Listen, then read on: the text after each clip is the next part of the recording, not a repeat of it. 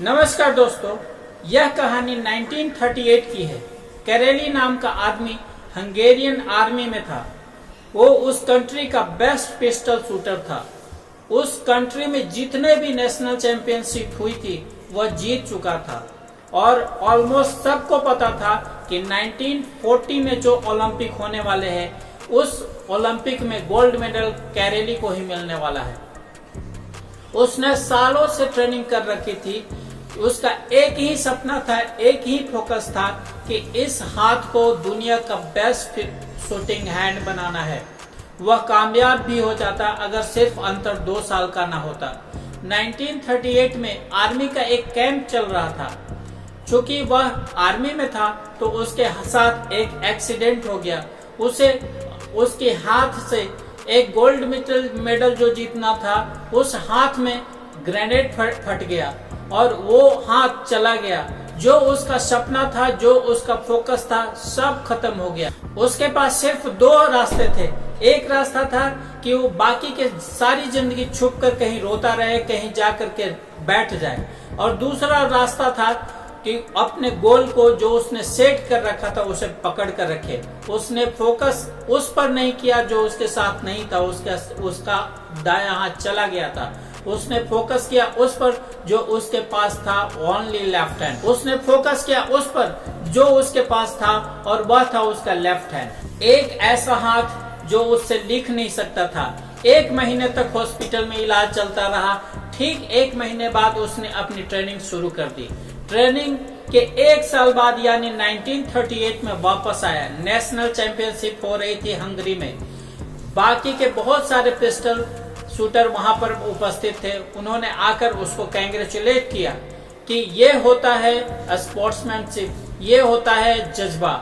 तुमने सारी चीजें खो दी लेकिन अभी भी तुम्हारे अंदर स्पोर्ट्समैनशिप बची हुई है और तुम हमें यहाँ आकर के हौसला बढ़ाने आए हो। इसके लिए तुमको बहुत बहुत धन्यवाद। किसी को पता नहीं था कि वो 1 साल से ट्रेनिंग कर रहा था। उसकी लेफ्ट हैंड की उसने ट्रेनिंग कर रखी थी और उसने जवाब दिया, मैं यहाँ तुम्हारा हौसला बढ़ाने नहीं आया हूँ, मैं यहाँ तुम्हारे साथ कंपीट करने आया हूँ, तुमसे लड़ने आया हूँ, तैयार हो जाओ।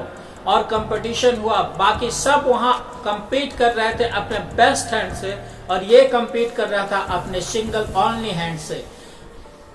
कौन जीता? The man with the only hand. Karoly जीत गया, लेकिन वो वहां तक भी नहीं रुका। उसका गोल क्लियर था। वो अपने इस हैंड को बेस्ट शूटिंग हैंड बनाना चाहता था, न केवल अपने कंट्री का बल्कि पूरे वर्ल्ड का।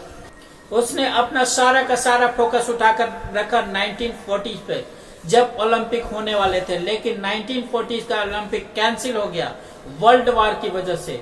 उसने अपना सारा का सारा फोकस उठाकर रखा 1944 ओलंपिक पे, लेकिन दुर्भाग्यवश वो भी ओलंपिक कैंसिल हो गया ड्यू टू वर्ल्ड वार।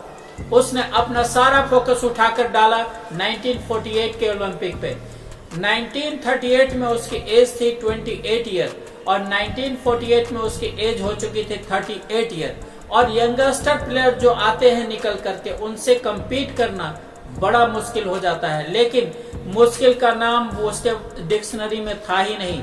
वो गया, पूरे वर्ल्ड के बेस्ट शूटर आए हुए थे जो बेस्ट हैंड से compete कर रहे थे और ये compete कर रहा था अपने सिंगल ओनली हैंड से।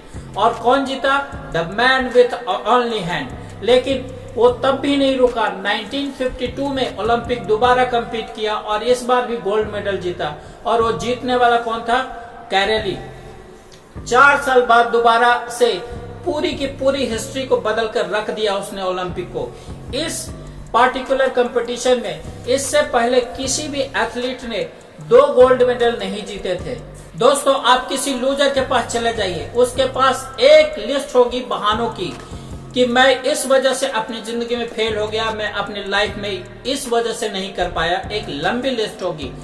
लेकिन अगर एक विनर के पास चले जाओ, उसके पास 1000 वजह होगी ना करने की जो वो करना चाहता है। सिर्फ एक वजह होगी करने की जो वो करना चाहता है और वो कर जाता है।